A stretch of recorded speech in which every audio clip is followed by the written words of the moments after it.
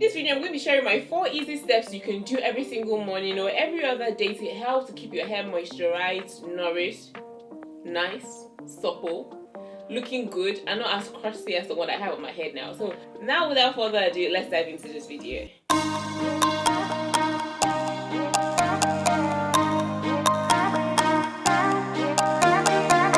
It's very easy to look unkempt when you have your natural hair.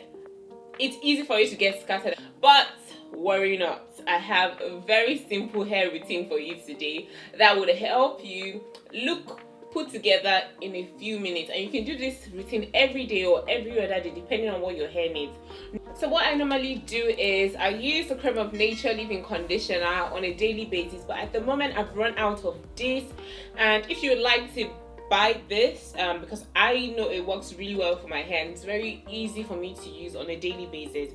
I'll leave the link in the bio below, and every other product I list here today I'm going to try as much as possible to look for the link so you can buy them if you're interested in using any of these products. So alternatively, what I do is when I run out of this like I have today and I want to shoot and I needed to shoot this video, I just replaced it with water. And what I really like about the packaging of this product is it's not like your normal spray bottle. You know, your normal spray bottle, when you spray your hair and you have to leave your house in like a few minutes, your hair is still dripping and drenched with water, and it's very uncomfortable. At least I find it very uncomfortable, and if you do, let me hear in the comment section below. So what I like about this is it sprays in a form of a mist. So it's almost like you have like a fragrance bottle basically. So you see, it's like it's misty. I don't know if you can see it, but it's misty and it doesn't cause any form of like wetness and a lot of water and all that. I really like this, and it kind of evenly distributes the moisture around your hair. So if you spray on this side, it goes onto a large portion of your hair, as opposed to when you use a spray bottle and it's just concentrating on one side and then you have all the water droplets. I find that very irritating, especially if I have to go out of my house quickly. Moving on quickly to the second thing I use is a leave-in conditioner. So I have two I brought here today. My Shea Moisture leave-in conditioner that has mango butter and shea moisture, and alternatively I use my Cornrows leave-in conditioner as well. These two are what I use alternatively, so depending on the day I pick up this one or pick up this one. And I see that I pick up this one more. Number one, it's budget friendly and I can use it anyhow I like. This other one is a little more pricey. Oils easily get messy. Why do I say that? When you see people on the internet applying oils to their hair, they're using the applicator bottle, pouring it into their scalp and all that, basically it looks very nice. I would say it looks like, oh, I can get all the part of my scalp will be oiled properly, and my hair is going to be growing, it's going to be glowing. I agree with you. The only problem I see with the applicator bottle is it tends to get very oily.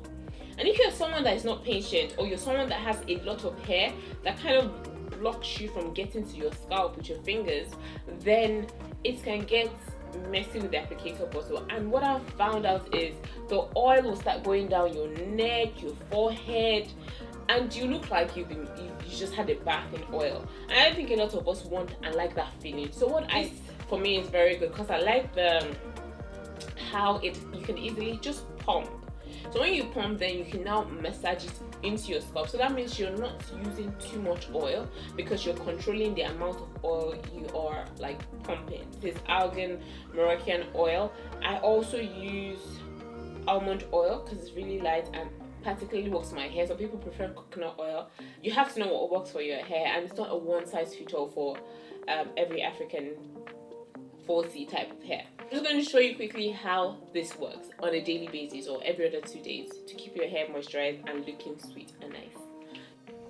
So as you can see, I've picked up my spray bottle that I'm going to use on my hair now to make sure water is evenly distributed on my hair. My hair is moist but not soaking wet. Moisturize, that's the goal. The second thing to do now is to decide on what moisturizer you want to use. Depending on the moisturizer you have at home, you can just use the one you have. But here I'm using my Cornrows moisturizer. It's a very lightweight moisturizer, and what I do is I go in twice with it. I make sure I go on all the cornrows, and I do not forget my ends. My ends are very, very important. If you want to retain length as a natural lady or any person at all, your ends are the oldest part of your hair and you need to show them extra love.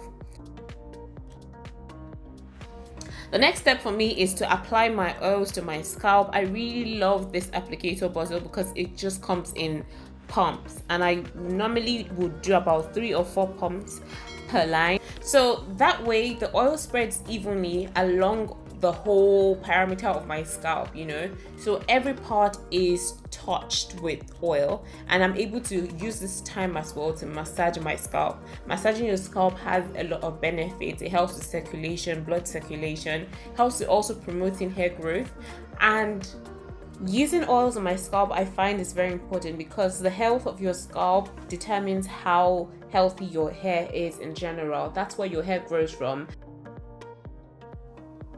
So I also make sure that the oil goes all the way on top of every single braid as well. So I also take the oil and I rub it on the braids as well. I've gone into the scalp, but I want also that my hair is coated with the oil. Not too much oil, but a little. Because you have put on your leave-in conditioner, you need to seal that moisture in with oil. So here I'm showing you my teaser brush. I really love this brush. It's very, very easy to use. It doesn't hurt your hair when you're using it to brush, and it doesn't nag at your edges or at the temple of your hair. It's very soft as the bristles are plastic. The other brush which I'm showing you now is like the traditional brush that is used for your hair to brush the edges to make it neat, but I feel that it's really hard and can be tough on your edges. Now if you still like to use it, just try as much as possible not to be heavy-handed and do it as gently as possible. So I just make sure I brush every part down, and this will also help you with, spreading all the products that did not sit properly in your hair at this stage. And when I finish doing this, the next thing to do is to tie a scarf. Tying a scarf is just going to help to, put your hair together, to help everything to sit nicely, and then you're good to go. So now that I've tied my scarf, let's give it a few minutes and I'll be back on camera to show you how it looks. So here's the final review. What you see here is the hair is looking neat. You don't see no stray hairs, you don't see no curly hairs that are going wayward, and that's where we want to go to.